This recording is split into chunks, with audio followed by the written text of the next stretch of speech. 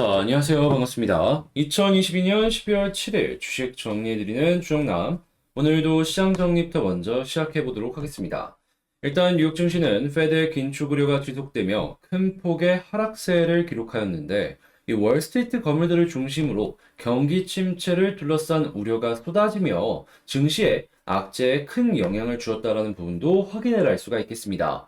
이 월가의 황제로 불리는 JP 모건 체이스 CEO는 인플레이션이 모든 걸 잠식하고 있다며 경기 침체 우려를 되풀이했고요. 앞서 경제 허리케인이 닥칠 것이다라고 경고한 바 있고, 이날도 역시 높은 인플레이션이 경제를 탈선시키고 경기 침체로 이어질 수 있다라고 진단을 하였습니다. 자, 이어 기준금리가 5%대까지 높아지더라도 인플레이션을 잡기 역부족일 수 있다라고 언급을 하였는데, 자, 그러면 금리의 고점이 조금 더 높아질 수 있다라는 이 상상을 시장에 심어주었다라고 볼 수 있겠죠. 자, 그리고 골드만삭스의 CEO 역시도 노동자 급여가 감소하고 일자리가 줄어들 수 있다며 2023년 미국이 경기 침체에 직면할 수 있다라고 언급을 하였습니다. 뱅크 오브 아메리카는 전일 낸 보고서에서 경기 침체 공포가 커짐에 따라 S&P 500의 지수가 최저 3240까지 대략 지금 수준보다 20% 떨어질 수 있다라고 경고한 바 있는데,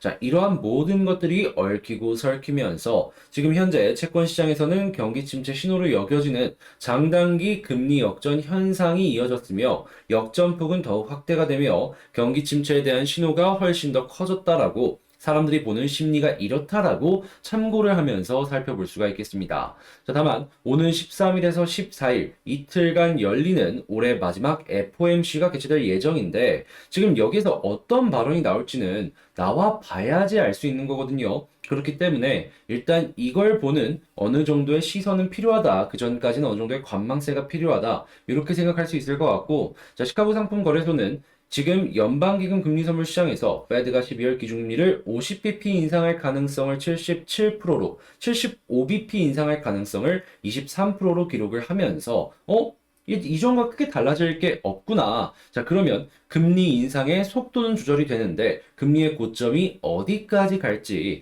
약간 포인트를 바꿔서 보면 좋을 것 같다. 그러니까 시선을 좀 바꾸는 그러한 타이밍이 왔다라고 생각을 하면서 지금 시장을 볼 수 있을 것 같습니다. 자, 해서 국제유가 WTI 기준 74.25달러로 마이너스 3.48% 하락 마감하였고요. 채권은 강세에, 달러는 강세에, 금 가격은 상승 마감하였습니다. 자, 그러면 조금 더 디테일한 내용을 위해서 뉴스 하나씩 살펴보도록 할게요. 자, 일단 방금 말씀드렸던 월가의 황제라고 불리는 JP모건의 CEO 같은 경우에는 지금 경기 침체에 대해서 꾸준하게 경고를 하는 모습을 확인을 할 수가 있고, 이 골드만삭스의 CEO 역시도 현재 굉장히 이 상황이 좋지 않은 상황이다. 이러한 식으로 경고를 하는 모습을 확인을 할 수가 있습니다. 특히나 연준의 금리나 피벗에 대해서 2024년까지는 기대하지 말아야 된다라는 의견을 밝혔는데, 자, 그러면 23년 같은 경우에는 약세장이 이어질 수도 있겠다라고 접근할 수 있겠죠.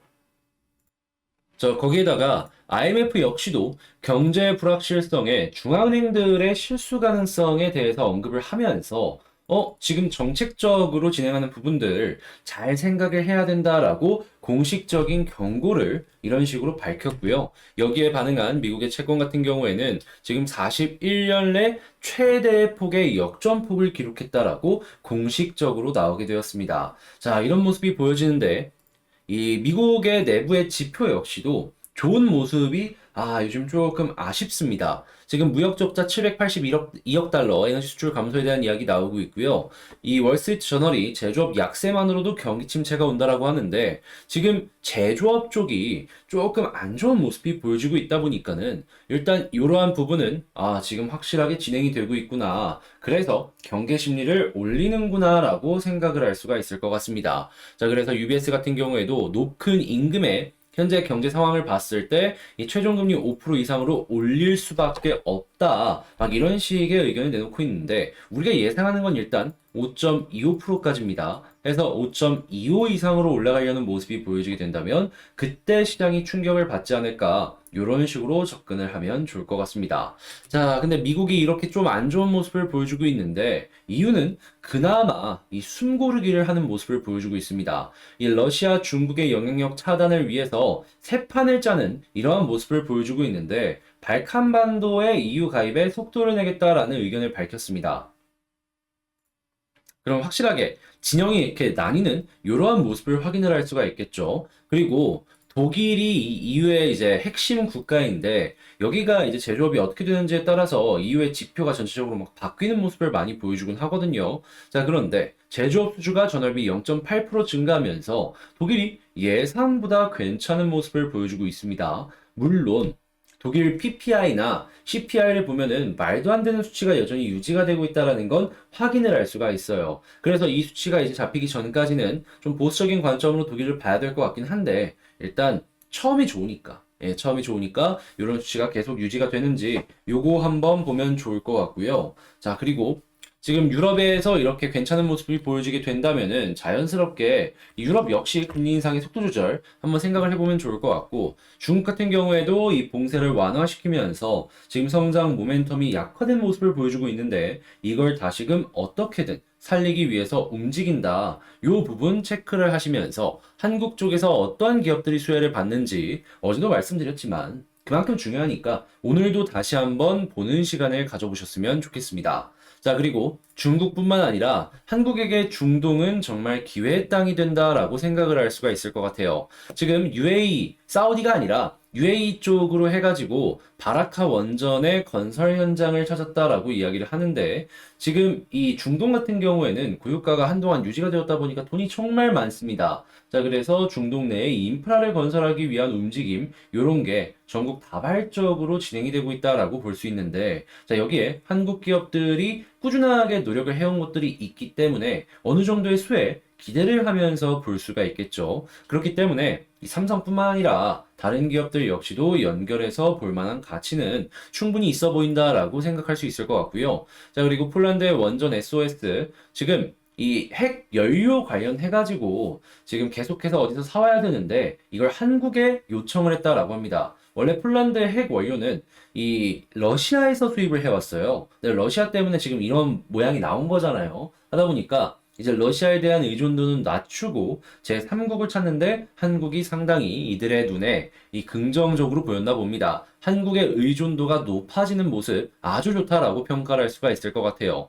자, 그리고 K2전차 K9 자주포 역시도 폴란드의 초도 물량이 상륙했다라고 하는데 이러한 부분들 당연히 자연스럽게 관련주들의 긍정적일 수밖에 없겠죠. 그리고 폴란드를 보는 그 주변 국가들도 상대적으로 저렴한데 기능이 좋아? 우리도 한번 이런 생각해 볼 수 있으니까 훌륭한 레퍼런스가 되어줄 수 있을 것이고요. 자, 그리고 지금 이 한국의 이 배터리 쪽의 사업들 역시도 계속해서 움직이는 모습을 우리에게 보여주고 있는데 이번엔 SK온입니다. 자, 이거 말고도 지금 뭐 공장을 짓는다라고 하니까 배터리 장비 관련주들도 한번 보시면 좋을 것 같고요. 자연스럽게 이렇게 공장 많이 지으면 소재 사용량도 증가를 할 거 아니에요. 소재 관련주들도 한번 살펴보시면 좋을 것 같습니다. 자, 그리고 지금 이 배터리도 친환경인데 친환경 사업에 가장 이 많이 쓰이는 것 중에 하나가 뭐냐 하면 탄소 복합체입니다. 태양광 쪽에도 그렇고 수소 쪽에도 그렇고 핵심 소재 중에 하나예요. 그러다 보니까 한국 쪽에서 이 탄소 이 복합체를 갖고 있는 어떻게 보면은 이 친환경 쪽에서 거의 독점이라고 볼 수 있는 한국 기업이 효성 첨단 소재거든요.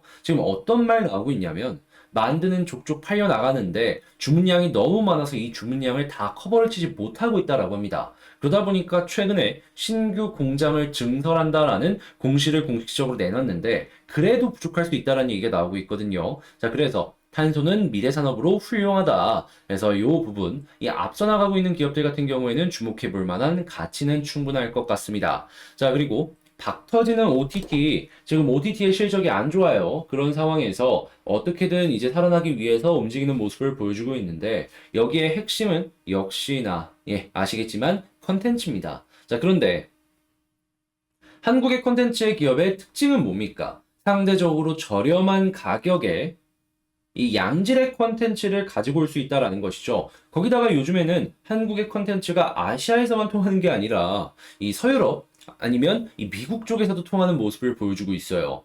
자, 그랬을 때 같은 가격이라고 놓고 봤을 때 압도적으로 한국 쪽이 효율이 높다면 한국 쪽에 꾸준하게 투자를 할 수밖에 없을 것이고, 그랬을 때 몸값이 조금씩 올라가면서 컨텐츠 관련주들의 실적이 올라가는 모습 충분히 기대를 하면서 볼 수 있겠죠. 자, 그랬을 때 이에 대한 기대감이 시장에 풀리게 된다면 돈들이 몰려가게 될 것이다 라고 생각할 수 있겠습니다. 자, 그래서 이제 좋은 것들 봤는데 이제 조금 리스크가 있는 모습들도 계속 봐야 되겠죠. 자, 지금 저축은행에서 부동산 PF 관련해서 연체액이 석 달 새 31% 증가했다라고 합니다. 1금융권은 이런 부분에 대한 리스크가 확실하게 해소가 되었을 텐데, 이 저축은행 같은 경우에는 이러한 움직임 자체가 실적의 감소로 너무 크게 연결이 되다 보니까, 저축은행 지금 많이 좀 조심을 하면 좋을 것 같고요. 자, 그런 다음에 지금 다올 인베스트먼트를 팔기 위한 다올 금융그룹의 움직임도 보여지고 있다라고 합니다. 알짜를 던진다라는 건데, 지금 같은 시장에서 왜 알짜를 던지냐라고 한다면, 알짜 말고는 안 팔리니까 알짜를 던지는 겁니다. 그리고 그런 만큼 지금 금융시장이 좋지 않다라는 걸 생각을 해볼 수가 있는 것이고, 근데 이렇게 알짜를 팔 수 있는 기업은 그나마 다행이지만, 알짜마저 없는 기업들은 어떻게 될까요? 자연스럽게, 이제 상장 폐지까지 연결되는 기업들 분명히 나올 겁니다. 자, 그렇기 때문에 이러한 부분은 조심을 하시면서 보시면 좋겠네요. 자, 그런 다음에 지금 이 물가가 계속 올라가다 보니까 점심 가격도 비싸지고 있어요. 그러니까 런치플레이션의 싼 제품으로 일단 때우려고 한다. 라고 생각하는 사람들이 상당히 많아지고 있단 말이에요. 그러다 보니까 컵라면 시장은 물론이거니와 편의점 쪽에서 간편식으로 나온 것들 있잖아요.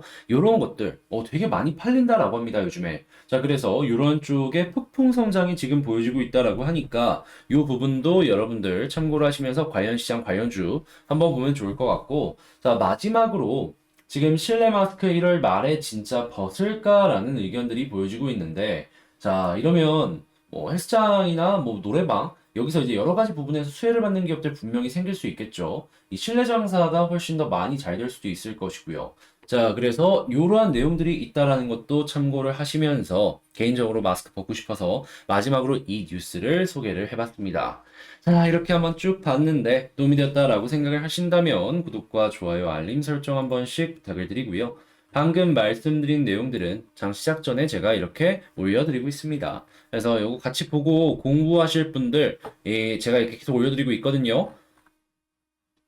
그 영상 소개란에 있는 텔레그램 링크 있으니까 그거 클릭하시고 들어오셔서 제가 이렇게 정리한 내용들 함께 보시면서 어려운 시장 같이 헤쳐나가셨으면 좋겠습니다. 자, 그러면 개별 종목 봐보도록 할게요. 자, 제가 이번에 가지고 온 종목은 두산 에너빌리티를 가지고 왔습니다. 뭐 오늘도 그냥 약간 뭐 빠지나 싶더니 반등하는 모습이 보여지고 있는데, 특별한 건 60일선 위에서 이런 모습이 계속 보여지고 있다는 것이죠. 그러면 뭐 이런 모습 보여주면 제가 몇 번이고 강조를 하는데 지금 흔들릴 이유가 있겠습니까? 없죠? 그냥 편안하게 보면 된다라고 생각을 합니다. 자, 그랬을 때 현재 이 위치에서 반등이 만약에 나온다라고 했을 때 뒷받침을 해줄 수 있는 내용이 어떤 게 있는지 하나씩 살펴보도록 하겠습니다. 일단 제일 먼저 투자는 사업적인 부분 나쁜 게 하나도 없다 보니까 지금 나오고 있는 내용들 너무 좋습니다. 일단 이번 첫 번째, 국내 27번째 원전인 신한울 1호기가 본격적인 상업운전의 시작을 보여줬다라고 합니다. 이 윤석열 정부가 원전에 대한 비중을 높이겠다라고 이야기를 한 가운데 첫 번째, 이 새로운 원전의 가동이다라는 걸 생각을 해본다면, 야, 이거 시작이 좋아. 이렇게 이제 접근을 할 수가 있을 것 같은데, 자연스럽게 야, 해외에서도 이게 괜찮은 모습을 보여주게 된다면, 야, 한국 기술력 죽지 않았네. 이렇게 생각을 하면서 높은 평가를 해줄 수가 있겠죠. 그리고 지금 폴란드에서 국산 이 핵 연료 관련된 부분에 있어서 한국 쪽에 원전 SOS를 쳤다라고 합니다.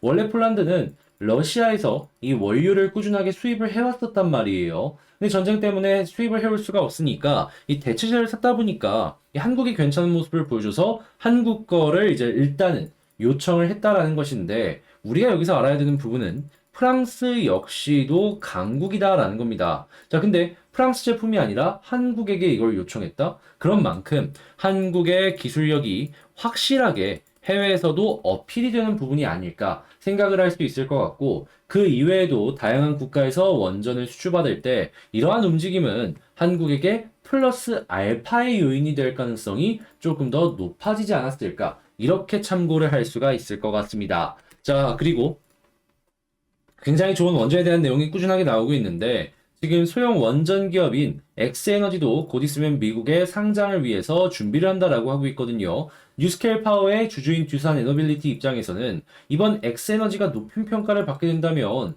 관련주에 투자를 하고 관련 업계에서 사업을 진행하고 있기 때문에 어느 정도 플러스 이러한 움직임을 기대를 할 수 있다라고 생각을 할 수 있을 것 같거든요. 그리고 상장을 한다라는 것 자체만으로 어느 정도의 자신감은 있기 때문에 이렇게 하는 것이다라는 걸 생각을 해본다면 우리 역시 기대를 하면서 요거 역시 한번 살펴보면 좋을 것 같은데, 일반 원전뿐만 아니라 SMR까지 매우 좋은 내용이 나오고 있다라는 거 생각하면은 그냥 두산은 사업적으로 퍼펙트하다. 그렇기 때문에 뭐 걱정할 이유가 아직까지는 없어 보인다라고 생각을 하면서 접근할 수 있을 것 같습니다. 자, 그런 다음에 수급을 한번 봐야 되는데, 음봉인데 외국인 다 주워 담았죠. 그리고 이전에도 말씀드렸다시피 이런 모습이 나왔을 때 개인들만 마이너스가 보여지게 된다면 이 하락이 나왔을 때 오롯이 개인들의 물량만 털린 겁니다. 그러면 이런 모습이 나왔을 때 특징 하나 더. 자, 이렇게 매집을 했다면 특정 위치 지지를 해줘야 되는 부분은 지지가 되어줄 가능성이 굉장히 높겠죠. 그리고 이후에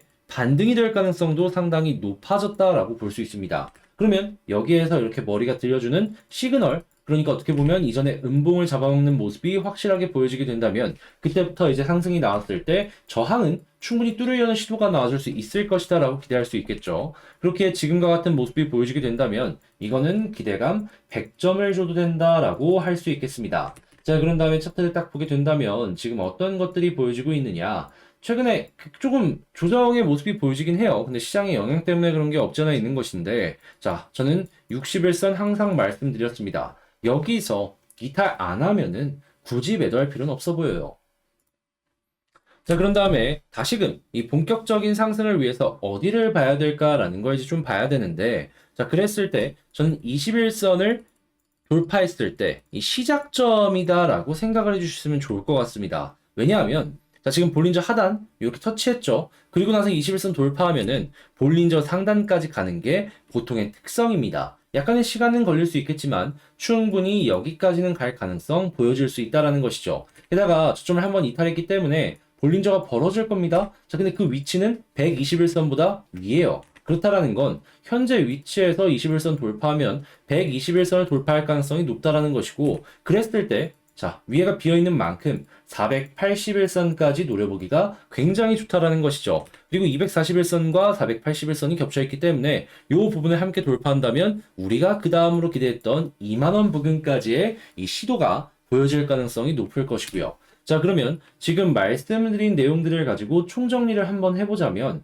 이 사업적인 부분은 두산 너무나도 훌륭하다. 그런 상황에서 수급을 봤더니 야, 이것보다 좋을 순 없다. 여러분들이 던지는 물량 외국인이랑 기관이 다 사서 이 물량을 빨아들인 다음에 상승을 본격적으로 준비하고 있어서 지금과 같은 이러한 수급만 이어지더라도 이거는 매수할 만한 근거가 되어줄 수 있기 때문에 훌륭하다. 자, 그런 상황에서 차트를 딱 보면 지지라인은 61선, 그냥 여기서만 보면 될 것 같고, 그 다음에 본격적인 이 21선의 돌파가 나오게 된다면은 현재 나오고 있는 차트의 패턴을 놓고 봤을 때, 자, 볼린저 상단까지는 갈 것 같은데 이게 121선 위에 있고 지금 현재 볼린저 하단을 이탈했기 때문에 이게 벌어질 것이다. 그러면 조금 더 높은 위치까지 갈 가능성이 높은데, 그때 우리가 준비할 수 있는 거 481선까지 쭉 갈 가능성 커진다. 왜냐면 여기가 비어 있으니까. 그리고 480 돌파하면은 그 다음엔 어디까지 보면 된다? 2만원 언더까지 보면 좋을 것 같다. 이렇게 말씀드리면서 두산 에너빌리티에 대한 이 전략을 총정리를 할 수가 있을 것 같습니다. 자, 쭉 한번 훑어봤는데 어떻게 여러분들께 조금 도움이 되셨나요? 어느 정도는 좀 이해가 안 될 수 있다라고 하더라도 제가 말씀드린 이 포인트들만 좀 기억을 하신다면 여러분들 매매하는데 충분한 도움이 될 것이다 라고 생각을 하는데, 도움이 되었다면 잊지만 마시고 구독과 좋아요, 알림 설정 한 번씩만 부탁을 드리고요. 제가 두산 말고도 이 시장에서 좀 주목을 받는 종목들이나 아니면 멤버십 종목들 꾸준하게 찍어가지고 이 시장에 맞춰서 여러분들께서 공부해 볼 만한 종목들 소개를 해드리고 있습니다. 그래서 이런 거 한번 같이 보고 싶다라고 하시는 분들은 다른 영상들, 그리고 구독 옆에 가입하기 있잖아요. 그걸 통한 멤버십 시청도 한 번씩 고려를 해주셨으면 좋겠다라고 말씀을 드리면서 영상을 마치도록 하겠습니다. 자, 지금 시장 힘들고 날씨는 추워지고 있는데 연말에 배당 시즌이 와서 우리 모두 따뜻하게 끝났으면 좋겠고요. 자, 여러분들 모두 화이팅 하시길 바라며 전 다음에 더 좋은 영상으로 다시 인사드리도록 하겠습니다. 이상 주식 정리해드린 주정남이었고요. 영상 끝까지 시청해주셔서 감사합니다.